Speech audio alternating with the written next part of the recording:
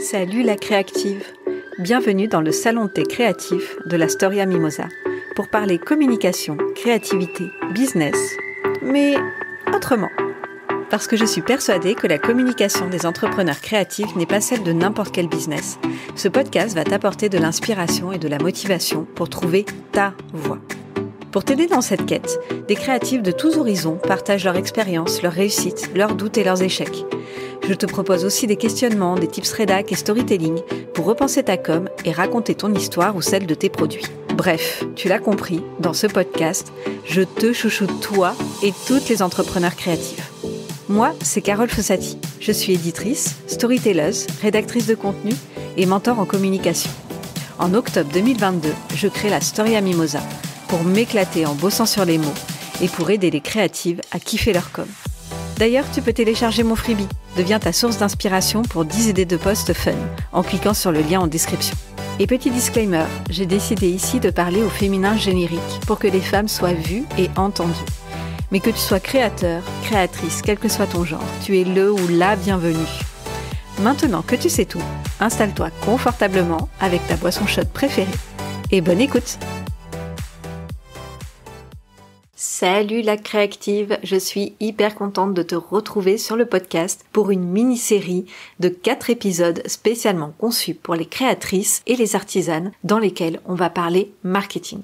Mais ne pars pas tout de suite. Si tu as l'impression que c'est un mot barbare et que toi, de toute façon, tu ne feras jamais de marketing, je te conseille de vraiment écouter ces 4 épisodes que l'on a imaginés tout spécialement pour toi avec la Trame des Artisans, qui est un club qui réunit des artisanes et des créatrices qui souhaitent développer leur entreprise tout en respectant qui elles sont. Je vais donc interviewer Violaine, qui est l'une des fondatrices de la Trame des Artisans et qui va nous donner un max d'informations sur le marketing des artisanes. On va parler de personal branding, d'écosystème de vente entre numérique et physique, de lignes éditoriales et de calendrier édito, et aussi de fiches produits avec les 5 erreurs qui font fuir tes clients.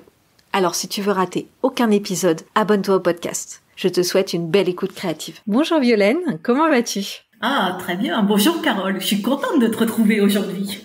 Ah bah ouais, on est parti pour le 3e épisode de cette mini-série sur le marketing pour les artisanes et les créatrices. Et dans cet épisode, on va parler du triptyque essentiel pour maximiser ses chances de vente quand on est artisane et créatrice. Et tu vas nous parler de ce que tu as appelé le tabouret à 3 pieds, parce que tu me disais juste avant, mais j'ai pas trouvé, ça a peut-être un nom, mais je le trouve pas, alors c'est pas grave, on appellera ça le tabouret à 3 pieds. Tu vas nous expliquer ce que c'est. Mais avant ça, je voulais juste te représenter pour celles qui n'auraient pas encore écouté les 2 précédents épisodes, même si je vous invite à aller les écouter aussi. Tu es donc créatrice de sacs à main sur mesure et aussi fondatrice de la Trame des Artisans, qui accueille les artisanes et les créatrices qui veulent travailler sur leur entreprise, sur leur marketing, sur leur communication pour vendre tout en restant elles-mêmes sans se perdre dans leur entreprise. Est-ce que j'ai bien résumé ? Voilà, exactement. J'ai à cœur d'aider les artisanes à vendre et à vivre de leur artisanat parce que c'est la partie qui est souvent la plus difficile, toute cette partie-là qui est le marketing, la vente, etc. La fabrication, elles sont passionnées, ça marche super bien, mais tout le reste, c'est pas forcément toujours ce qui est facile à faire.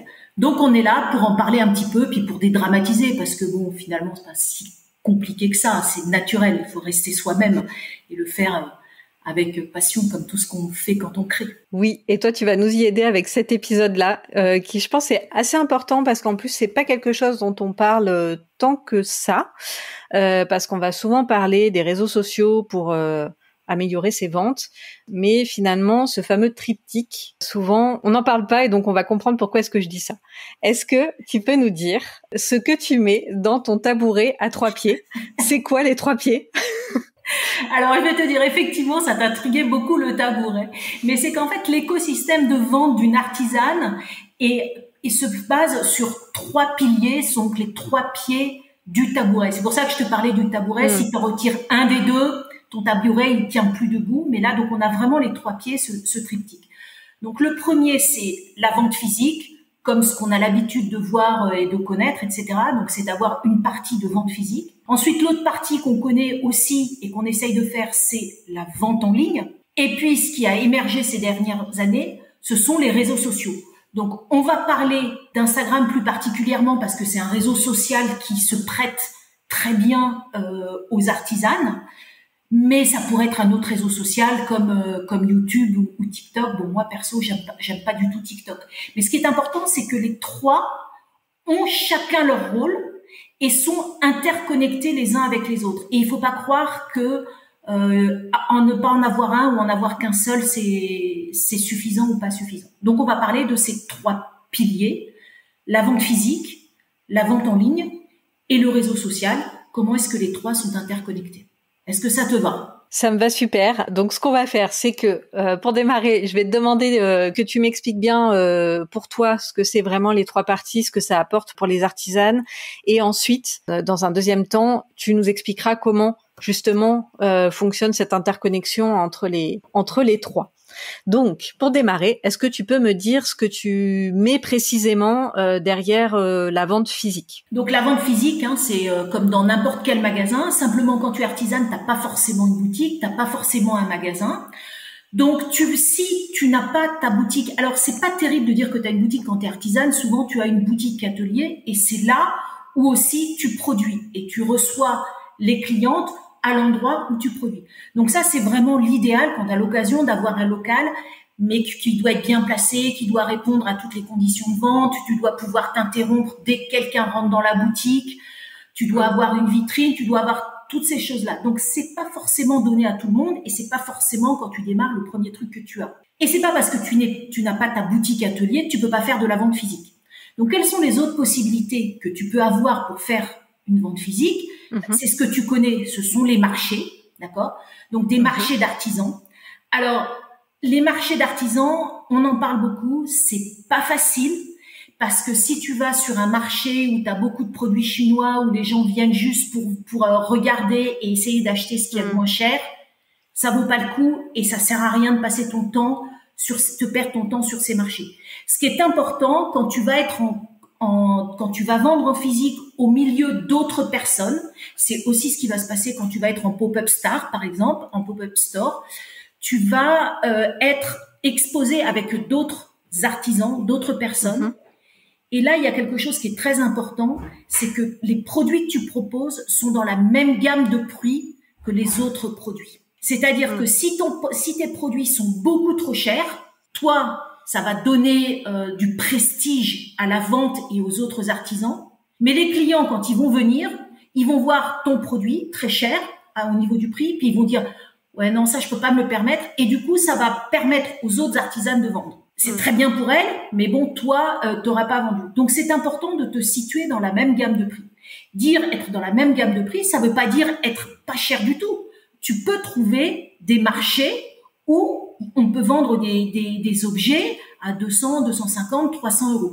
C'est pas ça le problème. On pense toujours que les gens ont pas trop d'argent, etc. Il y a des gens qui ont de l'argent, qui ont envie d'acheter particulièrement à des artisanes, parce que c'est quand même vraiment super, tout ce qui est fait main, ces objets, ces pièces uniques, etc. Donc, pour faire ça, j'imagine que c'est en amont du marché, donc les artisanes doivent se renseigner pour savoir quel autre artisan ou artisane il y aura sur le marché, quel type de public il y a. Enfin, ça, donc j'imagine que c'est avec les organisateurs que on prend les infos. D'accord. C'est exactement ça. C'est exactement ça. Et donc, en fait, c'est préférable d'en faire moins, mais d'en faire des mieux avec un meilleur environnement que de faire plein de marchés. Okay. Alors, je dois dire que les Bretonnes ont beaucoup de chance parce qu'il y a vraiment beaucoup de marchés d'artisans et qui sont super. Ce sont ah ouais, quand tu regardes les Bretonnes, il y a une, en Bretagne, et moi j'adore en Bretagne, il y a vraiment cette notion des artisanes qu'il n'y a pas ailleurs et c'est un peu dommage parce que pourquoi ce serait réservé qu'à cette partie de la France alors que partout, quand je me promène, je vois des tas de gens qui proposent des choses et qui sont vraiment super. Donc, si tu trouves pas de marché, tu as une autre possibilité aussi, c'est d'exposer en pop-up store. Donc, en pop-up store, c'est d'exposer pendant une période courte, prédéfinie. Donc, c'est soit dans une boutique de quelqu'un qui va accueillir d'autres artisanes. Alors là, c'est pareil, c'est comme sur les marchés, il faut que tu te renseignes, il faut vraiment que tu aies des produits qui soient dans la même gamme de prix que ce qui est vendu dans cette boutique-là. Je Je dois dire que j'ai fait une expérience pas très heureuse à ce niveau-là, où moi j'ai proposé mes sacs à main dans une boutique qui était très belle, mais mes sacs à main étaient un peu trop chers par rapport à ce qui se vendait dans la boutique, et du coup, rien n'a été vendu. Donc c'est un petit peu décevant. Quand tu fais ça et que tu donnes tes produits, et en général tu les fais en dépôt-vente dans ces cas-là, parce que dans ces boutiques-là c'est en dépôt-vente. Oui, c'est important de faire attention. Donc il faut aussi que tu penses bien au contrat, aux propositions de garantie, pour que quand les pièces ne sont pas vendues et que tu les récupères, tout simplement tu les récupères en bon état. Tu les récupères pas abîmés. Ça paraît bête à dire, mais ouais, ça peut aussi arriver. Donc mais c'est bien et c'est important de chercher, d'exposer pendant une période temporaire dans un magasin avec d'autres artisans. Voilà, faut pas avoir peur de la concurrence. Il faut juste être dans le même environnement par rapport à la boutique. Oui. En fait, c'est assez logique finalement. En physique, c'est la même chose qu'en digital finalement. C'est qu'il faut connaître son positionnement, connaître sa cible pour savoir ensuite aller au bon endroit pour pouvoir vendre. Sinon, de toute façon, on passe à côté. Si on n'est pas assez cher dans une boutique peut-être qui vend des produits plus luxe, on va passer à côté parce que les clients vont avoir l'impression que ce qu'on fait c'est cheap. Et inversement, si on est trop cher dans un environnement avec des produits beaucoup moins chers, là on va passer à côté comme tu disais parce que de toute façon les clients seront pas prêts à mettre le prix. Donc ouais, c'est comme le digital. Voilà. Et puis tu sais qu'au niveau du prix, si tu veux, tu sais que psychologiquement au niveau du prix, c'est toujours bien d'avoir un prix très élevé parce qu'après le prix qui est en dessous, on se dit finalement c'est pas aussi cher et t'achètes ce prix-là qui est moins élevé, qui est le prix intermédiaire. Et donc si toi tu te trouves dans la gamme de prix très élevée, tu vas aider les autres artisans à vendre aussi, et quitte à vendre leurs produits qui sont dans leur gamme supérieure, mais c'est pas à toi que ça va bénéficier. Voilà, donc c'est important ce positionnement et cette notion de prix. Mais surtout, ne te dis pas de baisser tes prix par rapport à ça. C'est pas ça ce que je veux dire. Je veux dire, surtout garde, parce que c'est aussi ça. L'objectif, c'est pas de se dire je suis trop cher. Non. Garde ton prix. Si tu l'as fait, tu l'as pensé, c'est celui-là qu'il faut appliquer. C'est juste aller voir ta cible et à bien chercher là où est ton client. Oui, bien se positionner physiquement avec son produit. Donc je comprends. Ok. Est-ce que tu peux me parler aussi, donc tu m'as parlé des marchés et tu me disais aussi parmi on va dire plus le côté événementiel, il y avait aussi ce qu'on appelait davantage les ventes privées. De quoi s'agit-il? Comme je découvre tout sur la partie physique, est-ce que tu peux m'en dire un peu plus? Ouais, tu vois, en fait, il y a énormément de possibilités très variées. J'avais effectivement oublié de mentionner ça. Donc la vente privée, c'est un peu un événement, c'est un peu un show, donc c'est super intéressant. Ça a besoin d'être très animé. Donc tu peux faire ça, soit tu l'organises chez toi, soit tu demandes à une copine. Bon, l'idéal c'est d'avoir une cliente qui aime beaucoup ce que tu fais et tout ça. Ce qui est important aussi, c'est de créer l'événement. Donc là, c'est vraiment une vente événementielle. Donc c'est de créer l'événement. Donc effectivement, toute la communication en amont est important et c'est de faire monter un peu la mayonnaise pour que quand les clientes arrivent sur place, elles soient super excitées, comme quand elles vont dans une fête en se disant ouais super, je vais voir ça. Maintenant elles arrivent, et il faut continuer à entretenir la mayonnaise. Donc tu as besoin de faire un petit peu un show et pas juste de faire une exposition. Donc si tu vends des fringues par exemple ou des sacs à main, tu peux faire un petit défilé. Donc tu peux demander à 2-3 copines qui vont faire un défilé. Tu peux aussi le faire avec des bijoux. Donc, c'est de présenter et d'organiser. Si tu vends de la céramique avec de la vaisselle, à ce moment-là, tu le mets, dans la personne qui va inviter va proposer un petit buffet et tu montres toute ta vaisselle dans ce buffet et tu peux en parler par rapport à ça, etc. C'est important aussi de penser à l'animation quand tu arrives. Oui. Bon. N'oublie pas aussi que tu es là pour vendre, parce que si tu es comme moi, de temps en temps, tu te dis « Ouais, c'est super, je vais proposer ». Et puis finalement, on va faire plein de trucs super. Moi, j'avais proposé à des copines de défiler, de prendre des photos, etc. Et j'en avais complètement oublié que j'aurais bien aimé leur vendre un petit peu 1 ou 2 sacs. Mais c'est l'expérience et c'est pour ça que je peux t'en parler. C'est par rapport à ça, c'est l'expérience de la vente privée. Ça se prépare et c'est très sympa. Et les gens qui le font, qui le proposent, ont souvent envie de recommencer parce que même pour les filles qui organisent, c'est aussi pour elles l'opportunité d'inviter des copines à elles et de leur proposer quelque chose de sympa et qui change un petit peu. Ouais, alors ça, je trouve que c'est vraiment une super idée, la vente privée, parce que ça met en plus ton client dans une position de client privilégié. Et quand on est un client privilégié, on se sent toujours plus à même d'aller acheter parce qu'on se dit, moi, je vais assister à quelque chose d'un peu exceptionnel, donc je vais en profiter et je vais acheter des choses. Donc ça, je trouve que c'est super. Mon côté storytelleuse est en train de me dire, waouh, là, faut vraiment imaginer, faut bien raconter l'histoire et aux clients et raconter l'histoire de ta marque et tout ça. Donc, je trouve ça aussi top pour ce côté-là parce que je pense qu'il y a vraiment des trucs à faire. Et aussi, ce que ça me fait penser, c'est que c'est vrai l'occasion aussi de mettre en place des partenariats. Et comme tu le disais, voilà, ça peut être des copines, mais ça peut être des copines artisanes ou qui font d'autres métiers. Et j'y pense notamment parce que dans mon cercle d'entrepreneuses, il y a une coach en images.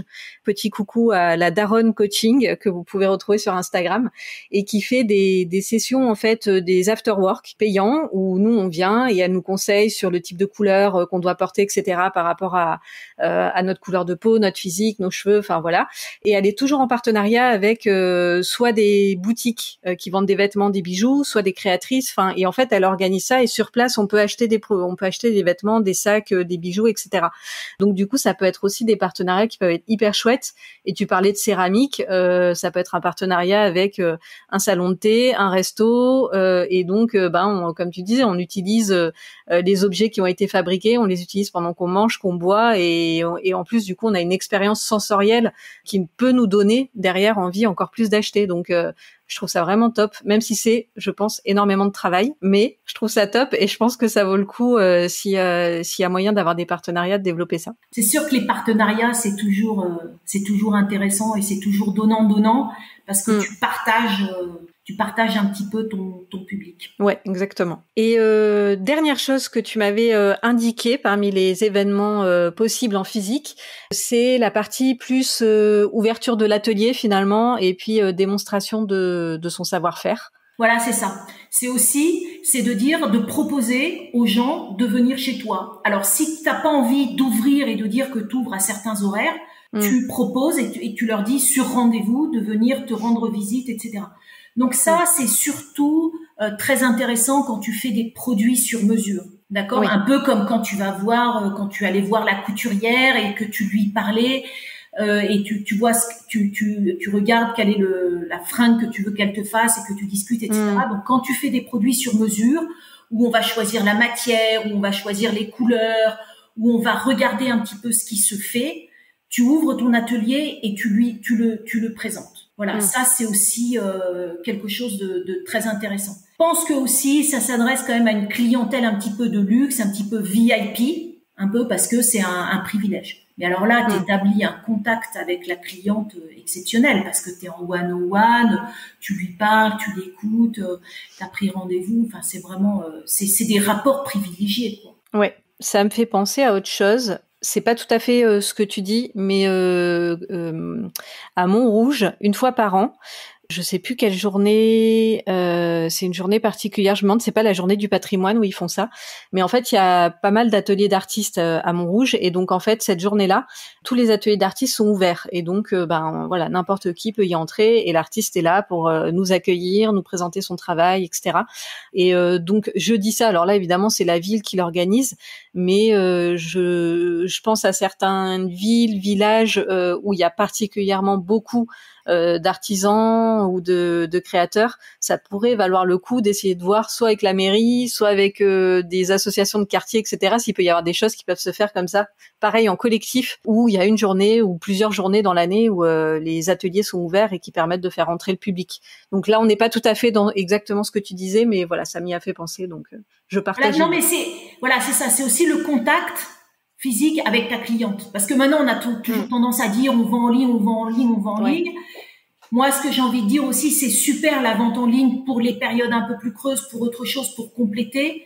Mais la vente physique, ça a aussi beaucoup d'avantages et beaucoup d'intérêts. Et puis bon, le rapport humain, de discuter. Donc c'est vendre différemment un petit peu. Et ben c'est top. Donc, on a fait le tour de la vente physique. Et maintenant, on va voir le deuxième pied du triptyque, donc le site web.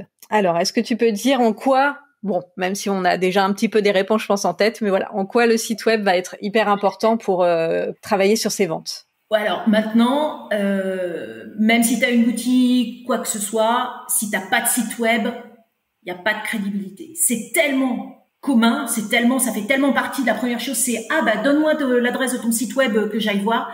Donc oui, le site web est très important. Donc c'est aussi quelque chose à soigner. Donc bien sûr avec ton nom de domaine, mais on va pas rentrer dans toutes les parties techniques par rapport à ça. Oui, je dis par rapport à ton nom de domaine. Alors si jamais tu démarres et que t'as pas encore l'opportunité de faire ton propre site web avec tout ce que ça implique et toute la technique, soit tu le fais, soit tu le fais faire.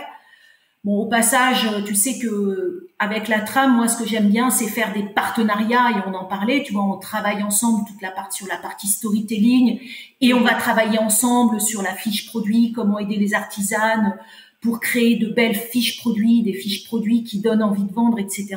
Je fais aussi un partenariat et je travaille aussi avec Ophélie pour travailler sur leur site web. Mais avant de pouvoir travailler sur leur site web, tu as aussi des marketplaces, tu vois, comme Amazon. Bon alors, je te conseille, moi perso en tant qu'artisane, il y a le handmade Amazon, mais bon là vraiment t'as de tout, donc je te conseille pas. Par contre, quelle artisane ne connaît pas Etsy? Donc avant d'avoir quoi que ce soit, tu peux tout de suite créer tes fiches produits sur Etsy. Parce que ça te permet dans la conversation, quand tu discutes avec quelqu'un, de dire tiens, moi j'ai ma boutique, tu peux aller la voir. Donc même si c'est pas ta propre boutique, tu vas sur une boutique qui est une marketplace. Donc on a Etsy et en France on a aussi une autre marketplace qui est française, qui a un grand marché. Donc là tu vois le concept de ce que c'est des marketplaces. T'es au milieu de tout le monde. On a aussi d'autres sites qui te permettent de vendre avec d'autres artisanes qui sont un peu plus particuliers, qui sont moins internationaux, qui sélectionnent plus les artisanes qu'elles vont mettre en ligne. C'est plus confidentiel. Moi, c'est des choses que je préfère, que j'ai pas encore testées. Mais quand tu regardes, et en tant qu'acheteuse, j'ai plus envie d'aller vers ces sites-là parce que c'est plus authentique, on fait plus ressortir l'artisane, on voit mieux les produits. C'est un peu plus intime, c'est plus confidentiel. Tu vois, un petit peu comme une vente privée. Donc on en a plusieurs comme Empreinte Paris, Léonie et France, Fait Maison, Fait Demain, OA. Alors oui, tout ça, je les ai pas testés, mais je vais les tester cet été. Parce que j'ai l'opportunité de aussi vendre mes sacs à main et j'ai très envie de tester pour pouvoir te dire et un peu plus en détail par rapport à tout ça. Donc là, tu te dis super, plein d'opportunités, je vais sur tous les sites. Pas besoin de site. Pas besoin de site, surtout que c'est pour les artisanes, ce qui est très compliqué, c'est qu'on peut pas faire juste un site vitrine, il faut forcément un site marchand. Donc c'est beaucoup plus compliqué, beaucoup plus cher si on le fait faire.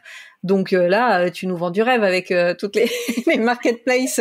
C'est bon, on n'a plus qu'à faire les fiches produits, c'est parfait. Voilà, alors tu te dis super, je vais aller partout, je vais faire un copier-coller de ma fiche produit, je vais faire un copier-coller de ma fiche, mon produit, je vais le mettre partout. Non. Mais ça, on en parlera plus tard. Tu sais aussi bien que moi que le copier-coller de la fiche produit, c'est pas l'idéal. Donc, c'est bien. Tu peux regarder, t'en choisis une et tu vas dessus et tu t'investis sur la plateforme. Donc tu conseilles de ne pas partir de tous les côtés, mais de te concentrer sur une plateforme, de la tester jusqu'au bout, de bien bosser la visibilité sur cette plateforme, puisque de toute façon, j'imagine, c'est comme pour tout. Il doit falloir avoir les bonnes techniques aussi pour être visible au milieu de la concurrence qui est sur chaque marketplace et de pas partir dans tous les sens, quoi. Exactement. Et là, on revient toujours à la même problématique du début qui est quand tu es parmi d'autres artisanes, tu regardes les prix. Tu peux faire ton choix de marketplace. Enfin, c'est pas une marketplace, c'est vraiment un des sites de vente en ligne. Tu peux faire de multi-artisans. Tu peux faire ton choix en fonction des autres produits qui sont vendus dessus et de la gamme de prix. Quand tu vas sur Etsy, malheureusement, tu as tous les prix, donc c'est beaucoup plus compliqué de vendre par rapport à là, et tu as beaucoup de prix qui sont tirés par le bas. Donc là, tu peux choisir celle que tu veux. Alors moi, ce que j'aime bien aussi souvent, c'est que ce sont des plateformes qui font très attention à l'écologie, à la protection de la planète, et qui sélectionnent leurs artisans par rapport à ça. Et ça, moi j'aime bien, tu vois, le côté, tu le sais un peu, on fait attention aux produits qu'on utilise, on fait attention à comment c'est produit, les matériaux, la réutilisation, l'upcycling. Moi j'adore tout ce qui est upcycling ou ce qui est seconde main, tu vois. Ouais. Tout l'écosystème parallèle qui remet dans le circuit de la vente des produits qui avant étaient délaissés et brûlés, laissés de côté, etc. Et ces plateformes-là font souvent très attention à ce genre de choses. Oui, donc du coup, c'est quand même très intéressant parce que comme on parlait tout à l'heure du positionnement et de la cible, si les artisanes qui nous écoutent ont un positionnement très écologique ou, comme tu disais, upcycling, etc., donc ça peut être vraiment intéressant qu'elles aillent voir ces plateformes-là parce qu'elles auront peut-être moins de visibilité et encore. Je suis même pas sûre, mais peut-être moins de visibilité qu'avec Etsy, par exemple. Mais au final, elles auront peut-être une cible beaucoup plus intéressante pour elles. Donc, voilà. Donc, en tout cas, je mettrai tous les liens, je les mettrai en description de l'épisode pour que les artisanes puissent y accéder facilement. C'est des choses auxquelles on pense pas assez, mais moi maintenant, quand je suis en tant que cliente, je vais souvent regarder et je trouve qu'il y a des produits qui sont vraiment intéressants avec des artisanes et tout ça, et ça donne confiance d'aller acheter sur ces sites-là. Ouais, bah super conseil. On en revient, c'est une question de crédibilité, quoi. D'être en ligne, d'avoir tes produits qui sont vendus en ligne, c'est une question de crédibilité par rapport à ce que tu fais. Alors, le troisième pied du tabouret. Ah bah celui-là, c'est les fameux réseaux sociaux qui maintenant sont devenus quasiment indispensables pour les artisanes et les créatrices. Alors, est-ce que tu peux nous dire un petit peu, toi, ce que tu mets derrière les réseaux sociaux et comment tu les vois dans ce fameux triptyque? Bah oui, voilà. Bon, donc le réseau social, c'est incontournable.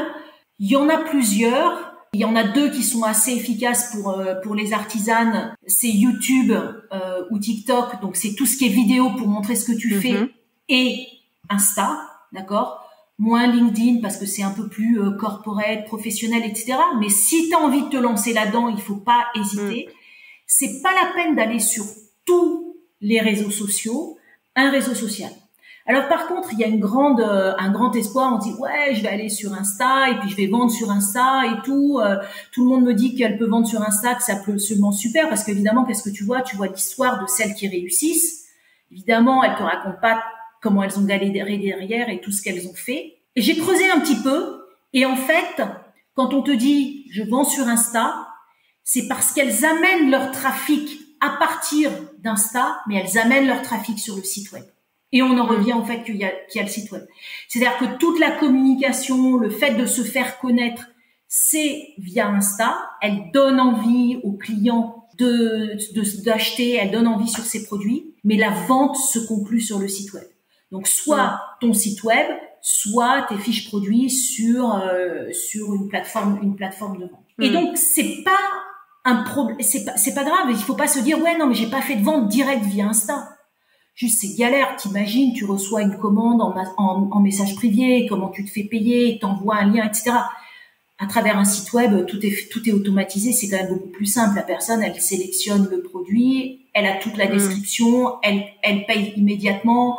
Et toi, tu rentres dans une systématisation, dans des automatismes pour envoyer ton produit beaucoup plus simple que si t'étais avec un dialogue individuel sur Insta. Donc voilà, donc Insta, c'est la partie marketing, la partie commerciale pour se faire connaître. Et le site web, la crédibilité et la conclusion de ta vente.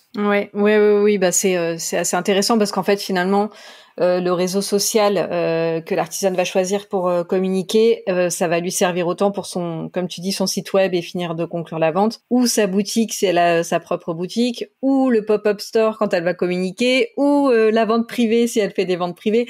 Enfin finalement c'est ce qui va être là pour annoncer tout ce qu'elle fait, pour évidemment ancrer sa marque aussi, pour qu'elle ait une existence pour le prospect.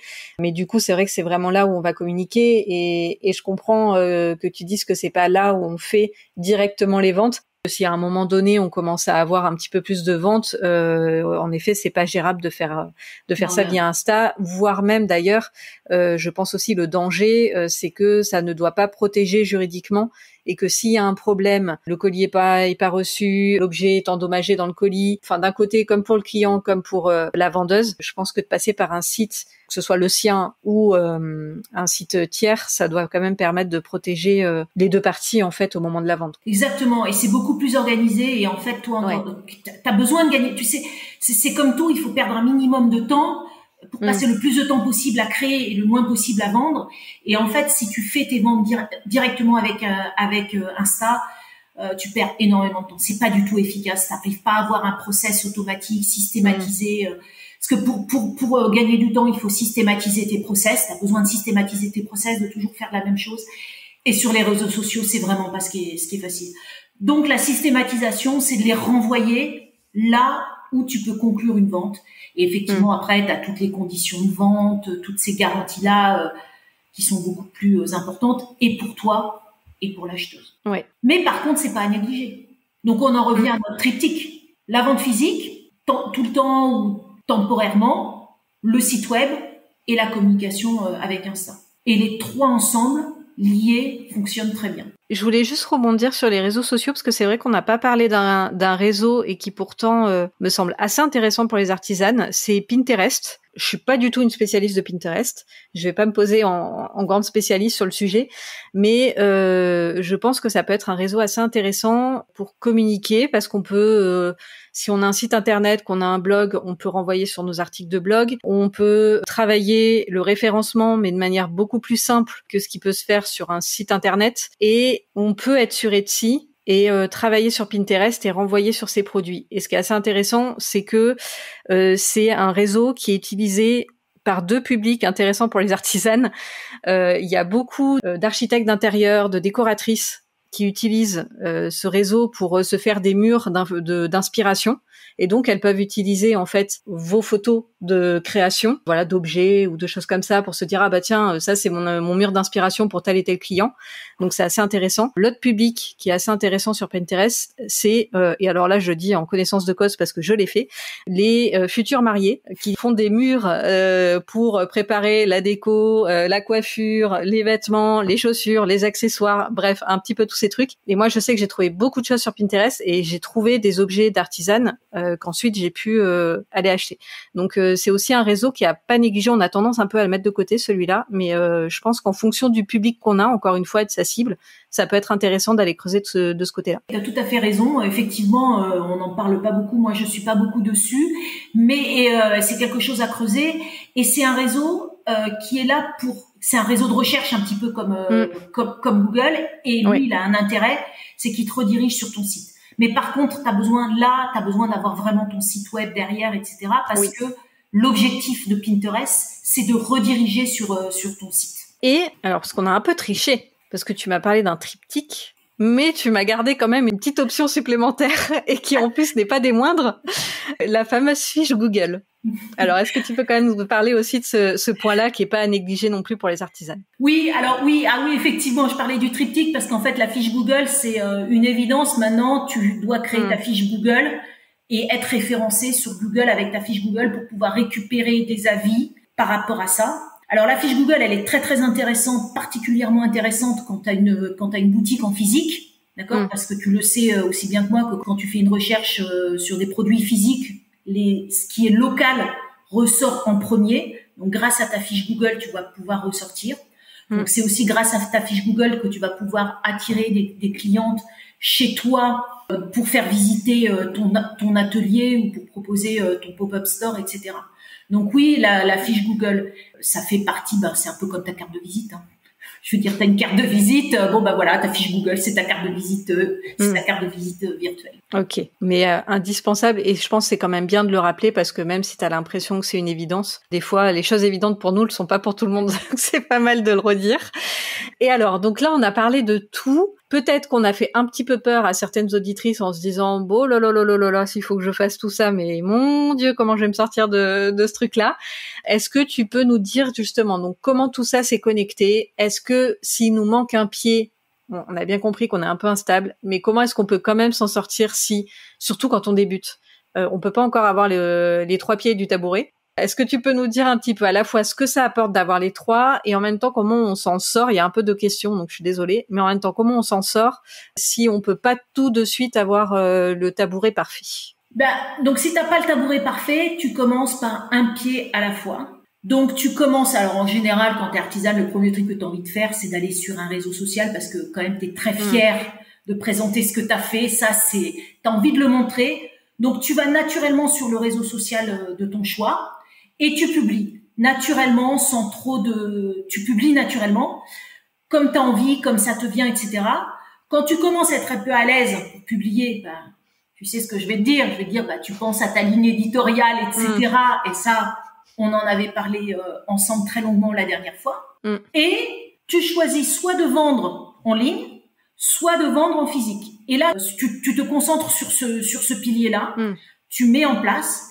Et une fois que ça roule pour toi, donc où tu vends en ligne et ça roule pour toi, tu as soit ton site web, soit aussi sur les autres sites, tu le fais bien marcher, tu fais bien tes fiches produits parce que ça c'est très important, ta fiche produit, comment tu l'as fait, tes photos, etc. pour les présenter. Et une fois que tu es bien à l'aise avec ça, que ça roule, que tu as fait tes ventes, que tu as fait tes allers-retours entre ton réseau social et le site web ou ton réseau social et la boutique, tu t'attaques au 3e. Mais surtout, n'essaye pas de faire vente physique, vente en ligne, réseau social. T'essayes le réseau social parce que de toute façon, c'est quand même le plus facile à faire et progressivement, c'est aussi un super entraînement, le réseau social, pour montrer tes photos, parler de tes produits, de parler de ce que tu fais. Quand t'as pas beaucoup d'abonnés, c'est vraiment, tu t'as pas beaucoup de risques. Tu amènes sur soit la vente en ligne, soit la boutique. Bon, il faut, quand tu commences avec une boutique atelier, c'est pas forcément par là que tu vas commencer en général. Mais tu commences plus facilement par la vente en ligne. Et après, quand tu te poses la question physique, tu dis quel marché je vais avoir, quel pop-up. Et là, tu commences à creuser un petit peu l'événementiel en physique. Qu'est-ce que tu vas faire par rapport à ça? Et là, tu penses dans l'environnement des artisanes, tous les prix, où est-ce que tu vas vendre, et tu commences à préparer ton événement physique. Et tu peux commencer par une vente privée, tu peux commencer par un pop-up store, tu peux commencer par un marché, en fonction de ce que tu vas trouver sur les réseaux, sur Internet, et ce qui est à côté de chez toi aussi. D'accord? C'est pas la peine d'aller à l'autre bout et de dire tiens, c'est super, ce magasin d'artisan, il est super, mais il est à 500 km de chez toi. Essaye de trouver quelque chose qui est autour de chez toi, comme c'est en physique, que ce soit simple, pas trop compliqué pour toi. Faut que ce soit que tu puisses le faire, quoi. Il faut pas trop se prendre la tête. Mais tu me connais maintenant. Après le 3e épisode, pour moi, c'est pas de prise de tête. Pas de prise de tête. Je pense que ça, c'est tout le temps le leitmotiv, quel que soit le sujet sur lequel on travaille. Mais t'as complètement raison. Il y a déjà suffisamment de choses à gérer quand on a une entreprise. Simplifions-nous la vie quand c'est possible. C'est pas la peine de trop vouloir faire et de vouloir faire trop de choses trop complexes et tout en même temps. Donc c'est très bien de le dire que en effet là t'as présenté un triptyque un peu idéal et pour maximiser au maximum ses ventes, mais c'est bien de le rappeler que ça se fait aussi petit à petit et que toutes les entrepreneuses artisanes qui aujourd'hui réussissent bien et très bien, en général, elles ont toutes démarré petit et ça s'est fait progressivement. Alors chacune a des parcours différents. Il y en a c'est via les réseaux sociaux, d'autres c'est par d'autres biais parce que peut-être qu'elles avaient davantage un public professionnel, etc. Peu importe, mais voilà, faut vraiment toujours se dire que de toute façon c'est vraiment petit à petit que ça se fait. Donc en tout cas merci de l'avoir rappelé. Et tu sais bien aussi maintenant que c'est le 3e épisode que moi j'aime bien avoir un petit passage à l'action. Donc, comme on arrive vers la fin de l'épisode, est-ce que tu pourrais me dire comment, là, maintenant, les artisanes qui t'ont écouté et qui ont bien vu toutes les choses qu'elles vont pouvoir mettre en place au fur et à mesure, qu'est-ce qu'elles font, là, maintenant qu'elles ont écouté l'épisode et qu'elles veulent travailler sur leur tabouret? Elles essayent de stabiliser ce tabouret. Et alors, pour stabiliser le tabouret, tu me connais, qu'est-ce qu'on fait? On prend un papier, un crayon, on fait, dans ce cas-là, 3 colonnes, et on marque un petit peu tous les points forts de chacun. Donc, une colonne sur la vente physique, une colonne ou 3 pages, une colonne pour le site en ligne, une colonne pour les réseaux sociaux. Tu dépose tout ce que tu as à dire, ce que tu as fait, ce que tu as envie de faire, toutes les idées qui te passent par rapport à ça, pour développer ce pilier-là, d'accord, et pour regarder. Et donc, tu regardes celui qui est bien stable, celui qui est le plus étendu, tu le renforces, tu dis, OK, il est renforcé, tu regardes celui qui est un peu moins renforcé, tu dis, bon, maintenant, qu'est-ce que je peux faire? Quelles sont les actions que je peux faire pour renforcer celui-là? Attention de ne pas négliger ceux qui sont déjà bien forts. Hein. Donc, c'est pour ça que c'est important d'y aller progressivement, petit à petit, pour ne pas délaisser, tu vois, pour ne pas foncer tête baissée sur un pilier et puis laisser tout le reste à côté. Bénéficier de tout ce que tu as fait, de continuer un petit peu comme une boule de neige, tu sais, qui grossit, à force de rajouter un petit peu de neige autour. Ok, ouais, ne pas laisser tomber les choses qui fonctionnent bien pour travailler sur ce qui est un peu plus bancal. Donc, voilà. Ok. Et moi, j'aurais juste un conseil, pas de passage à l'action, mais un conseil, mon petit conseil de storytelleuse, c'est d'avoir aussi bien bossé. Alors ça, c'est un peu ma marotte, mais d'avoir bien travaillé sa marque et son positionnement pour que tout soit cohérent. Parce que tu disais que en fait tout est en lien les uns avec les autres, et si le réseau social, la façon dont vous communiquez sur les réseaux sociaux n'est pas du tout la même que celle sur laquelle la façon dont vous communiquez sur votre site internet, voire aussi la façon dont vous communiquez sur un marché ou dans une boutique, là il va y avoir une incohérence pour le prospect, il va rien comprendre, soit il va pas vous reconnaître, soit il va plus trop avoir confiance parce qu'il va se dire c'est bizarre. D'un côté elle est comme ça, de l'autre elle se présente complètement différemment. Bref, ça va perdre en cohérence. Donc travaillez bien votre positionnement et votre image de marque pour que tout ce tabouret soit pas bariolé de manière un petit peu trop un petit peu trop bizarre et que vraiment on comprenne pas comment il est fait.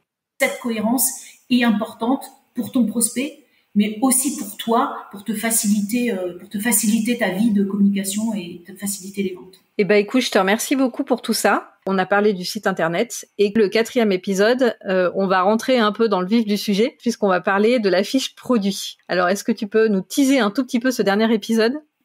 Ah, la fiche produit, c'est vraiment notre dada du moment. C'est comment faire pour que ta fiche produit vende, parce que la fiche produit, c'est la dernière étape entre ton prospect et ta vente. Donc, c'est vraiment là où tu vas convertir ton client. Ton client, une fois qu'il arrive sur ta fiche produit, il te connaît, il connaît tout ton environnement, etc. Et parfois, il laisse tomber ta fiche produit et il n'achète pas. Qu'est-ce qui fait qu'il n'achète pas? Pourquoi il a laissé tomber? Et cette fiche produit, c'est le dernier petit détail qui va le faire passer à l'action et à l'acte d'achat. Ouais, donc il faut écouter le 4e épisode où on va vous donner plein de bons conseils pour travailler votre fiche produit et notamment corriger les 5 erreurs qu'on a pu noter et qu'on voit assez souvent sur les sites des artisanes et qui justement font que souvent le client n'appuie pas sur acheter. Donc on voit ça dans le 4e épisode. Je te remercie beaucoup Violaine et à très vite. Merci beaucoup Carole, toujours très intéressant de discuter avec toi et à très bientôt. À bientôt, ciao. Si tu es encore là, c'est que tu as aimé l'épisode. Un grand merci. Pour soutenir le podcast et toutes les entrepreneurs créatifs qui y passent, tu peux laisser un commentaire. Je serai ravie de te lire et de te répondre. Tu peux aussi laisser 5 étoiles sur ta plateforme d'écoute préférée. Et surtout, parle-en à toutes les entrepreneurs créatives autour de toi. Tu retrouveras toutes les news des créatives et de la Storia Mimosa sur Instagram, storia.mimosa. Et tu peux aussi télécharger mon freebie, deviens ta source d'inspiration pour au moins 10 idées de posts fun. Le lien est en description. On se retrouve dans 2 semaines dans mon salon de thé créatif. Allez, ciao la créative!